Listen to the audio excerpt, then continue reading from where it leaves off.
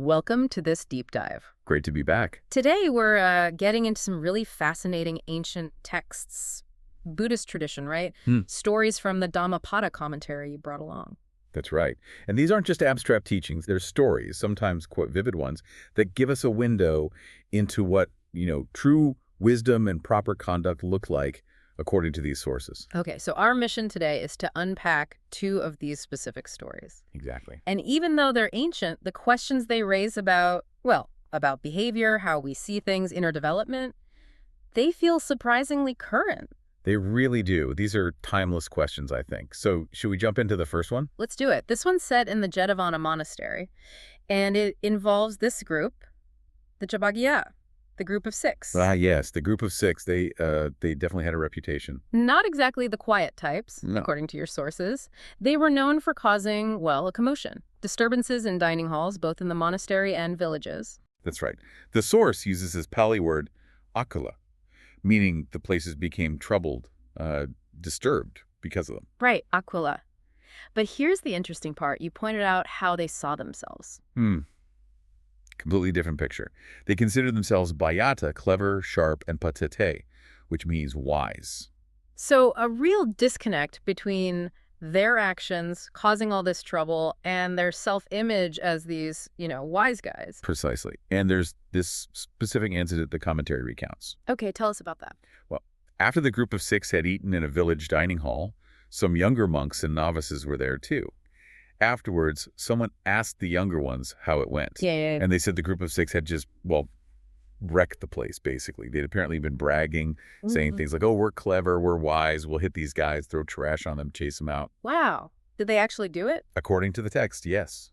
They grabbed them, threw trash on their heads, caused a real disturbance. Okay, so not just talk, and this gets back to the Buddha. Naturally. The other monks reported it. And the Buddha's response. This seems key. He didn't just scold them, he challenged their whole definition of wise. Exactly. He pointed out that just because someone talks a lot or harasses others, that doesn't make them pachita, wise. He gave a teaching on this, a verse. Yes, a gata. The Pali is, natena patita hoti, yavata bahufasi, kemi everi abayuti panchuti pavukatiti. Okay, let's break that down. The commentary helps here, right? Yavata bahu basati? Means merely because he speaks much. The commentary is clear. Talking a lot, even eloquently, even in the Sangha assembly, isn't wisdom. So that directly undercuts the group of six's whole, we are clever, we talk well thing. Completely. So if it's not about talking much, what is it about? The verse goes on, kemi averi apaya. Right. Kami means safe, secure in oneself. Avari is without enmity, without ill will specifically. The commentary mentions freedom from the 5 kinds of enmity. Okay. Safe without enmity, and abhaya, fearless. Fearless, yes. Or nibhayo, having gone beyond fear. It points to an inner state. But the commentary adds something really striking about apaya, doesn't it? It's not just about being fearless yourself. This is crucial. The commentary says, ta agama mahajanasa hajat nahoti. Which means? By depending on such a person, the truly wise one, there is no fear for the great multitude, for other people. Wow. So real wisdom isn't just an internal quality, it radiates outwards. It makes others feel safe, feel fearless just by being around that person. Exactly. It flips the script entirely on the group of 6. Their kind of cleverness created fear and disturbance sakala. The Buddha's definition of wisdom creates safety and fearlessness for others. That's a very different benchmark for wisdom than just, say, winning an argument or sounding smart. It's about impact. Ethical impact. It shifts the focus entirely from performance to presence, from dominance to fostering well-being. It makes you wonder, doesn't it? How often do we judge people based on their confidence or how much they talk versus the actual feeling, the climate they create? Is it one of safety or something else? A really important question. And the source notes that this teaching had a big impact. Many people attain stages of awakening right then. A powerful story. Okay, let's move to the second one you brought, also at Jetavana. This one involves a monk and a swan. Yes, and this story, I think, really drills down into what true restraint means. Proper conduct for a practitioner. All right, unpack this one for us. What happens? So you have these 2 monks, friends, ordained together, often hung out together. One day they're by the Asuravati River. They've bathed, they're standing in the sun, just, chatting pleasantly. Sounds nice and peaceful. It seems so. But then 2 swans fly overhead. Uh-oh. Yeah. And one of the monks, a younger one, picks up a stone And he just says kind of casually, I'm going to hit the eye of that swan. Seriously, just like that. What did his friend say? The friend was skeptical. Like, yeah, right, you can't do that. Okay, so maybe a bit of ego involved now? Seems like it. Yeah. The first monk doubles down. He says, okay, forget the eye on this side. I'll hit the eye on the other side. The other side? How could he even... His friend must have doubted that even more. He did. So the young monk says, just watch. And then he does something, well, quite clever in a disturbing way. He takes a second stone and throws it behind the swan. Behind it? Why? To make a sound. The swan hears the thwack or whatever behind it and naturally turns its head to see what it was. Ah, I see. And in that moment. Exactly. In that moment, the swan turns its head. It exposes the eye on the far side. The monk takes another stone, a smooth round one, the text says, and throws it. And hits the eye. Hits the eye on the far side, and the source says the stone went right through and out the eye on the near side. Oh, that's horrific. It's grim. A display of skill, yes, but deadly. The swan cries out, spins around, and falls dead right at their feet. And others saw this. Other monks. Yes, there were others nearby. They saw the whole thing and were understandably appalled. Yeah. You know, killing is a fundamental precept violation, especially for someone ordained in a path towards liberation. So they took him to the Buddha. They did. The Buddha asks him straight up, is it true you killed a living being? The monk admits it. And the Buddha's reaction? Rebuke. Strong rebuke. He asks him basically, why? Why would you do this, ordained to this teaching that leads away from suffering, towards liberation? The term used is ni nanikasasane. And he makes a comparison, right, to people in the past. Yes, a really powerful one. He says that even wise people before his time, living as ordinary householders, felt kukucha scruples, ethical unease about even small things, minor potential lapses. Kukucha, like a little twinge of conscience. Exactly. But this monk, ordained in the Buddha's own liberating teaching, commits this incredibly heavy act of killing. The contrast is stark. And to drive the point home, he tells a Jataka story, a past life story. Right. At the monk's request, he tells the Kurudhamma Jataka, which you included in the source material. This is the one about King Dhananjaya and Kururaya. That's the one. The king upheld the Kurudhamma, basically the 5 precepts, perfectly. Pure conduct. And it wasn't just him, was it? The source lists, like 11 people. From the queen down to a doorkeeper, even a female slave. They all kept these precepts purely.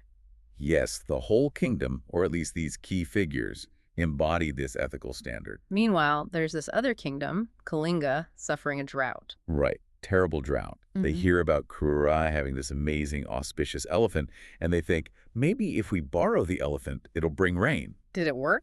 Nope. They get the elephant, still no rain, so they figure out, wait, maybe it's not the elephant. Maybe it's the ethics in Kureta. It's the Kurudhamma. So they send envoys to get the Kurudhamma written down. Exactly. On a golden plate, no less. Yeah. They want to learn these precepts. And here's where that word kukucha comes back in, right? The scruples. Yes. When the king of Kurada and his people are asked to state their precepts for the golden plate, they don't just rattle them off like, perfect, no problems. What do they say? They actually admit that while they haven't broken the precepts outright, they have felt moments of kukuchamata, just a measure of scruples, slight ethical discomfort regarding their conduct, tiny potential waverings. So their very sensitivity to even minor ethical unease is presented as part of their integrity. Precisely. It showed how seriously they took the precepts. Anyway, King Kalinga gets the Kurudhamma on the golden plate, adopts the practice, follows it well. Satuka Paresi, the text says. And the rains came. And the rains came. Abundantly, the kingdom prospered. And the Buddha then identifies the people in the story with his current disciples and family. Yes, he connects the past lives. The Bodhisattva was the king, Sariputta was the sati, and so on. So bringing it back to the swan-killing monk, the Buddha uses this whole story to contrast the monk's gross transgression with the incredible sensitivity of these past wise people. Exactly. He reiterates those ancient wise ones were scrupulous about tiny things. This monk, in this liberating teaching, committed a huge violation. And then he gives the definition of what a bhikkhu, a monk, should actually be like. Yes. He says a bhikkhu should be restrained. In hand, in foot, in speech. Leading to that final verse definition. Right. Hatasanyato, patasanyato, makasanyato, fakasanyato, sanyato, patasanyato, andato, anahito, eko, sotusito, tamahu, bhikkhuiti. Let's unpack that too, with the commentary's help. Hatha sanyato, restrained in hand, what does that cover? Not just avoiding hitting, but even things like needless fidgeting or playful hand gestures. Hatha kipana. Okay. And padasanyato, restrained in foot, is similar. Similar control over the feet. Vakasanyato, restrained in speech that's about avoiding lying, harsh speech, gossip, etc. Basic verbal ethics. And Sanyatatamo, that's translated as completely restrained in self or body. Yeah, Sanyatapavo. The commentary gets really specific here. It includes controlling even subtle body language, like unnecessary movements, kaakalana, tilting the head, sisukipana, even changing your eyebrow expression, pamukavikara. It implies this deep physical stillness and composure. Wow, that's meticulous. But it's not just about the outside, is it? The verse goes on, ashatarato. Delighting within. The commentary links this to delighting in internal cultivation, specifically meditation practice, kama antavavanya, finding joy in the inner work. Samahito concentrated, makes sense. Eco-solitary, living alone. And finally, santusido, contented. What kind of contentment? The commentary explains it as being satisfied with one's spiritual practice and attainments. From the level of insight practice, vipassanakara, right up to the noble attainments. It even says an arahant, a fully enlightened being, is ekanta uniquely or completely contented. The verse points to this profound inner satisfaction. So being a real bhikkhu, a true practitioner, it's far more than just the outer appearance or, like the monk in the story, having a certain skill. Absolutely. It's about this deep, interwoven fabric of meticulous physical and verbal restraint, grounded in inner cultivation, meditation, concentration, solitude, leading ultimately to contentment. The monk who killed the swan had the outward form, maybe even a kind of worldly skill. Yeah. But he lacked the core, the ethical sensitivity, the restraint, the inner focus. It's quite a definition. It makes you pause and think, doesn't it? Especially in a world that often values, expressing yourself, being outgoing, showing off skills. What does it mean to cultivate this kind of deep inner restraint and find contentment there? That's the challenge it presents, I think. So bringing these two stories from the sources together, what's the common thread you see? Well, both stories seem to pivot on this contrast, right? Between a superficial or even harmful external display, whether it's talking a lot and bullying like the group of six, or showing off deadly skill like the swan killer, and the deeper inner qualities that truly define wisdom or authentic practice. So wisdom isn't loud talk, it's creating safety. Right. And true practice isn't just outward form, it's profound inner restraint and contentment. Both stories really hammer home that it's about ethical conduct and mental development, not just performance or claiming a title. Exactly. It's about what's going on inside and how that inner state manifests ethically in the world. It leaves you with something to think about, Consider that act of throwing the stone seemingly small, maybe even seen as just demonstrating skill by the monk himself. And contrast that with the Kurudhamma story, where the highest standard involved feeling kukucha, those little twinges of ethical scruples about even potential minor issues.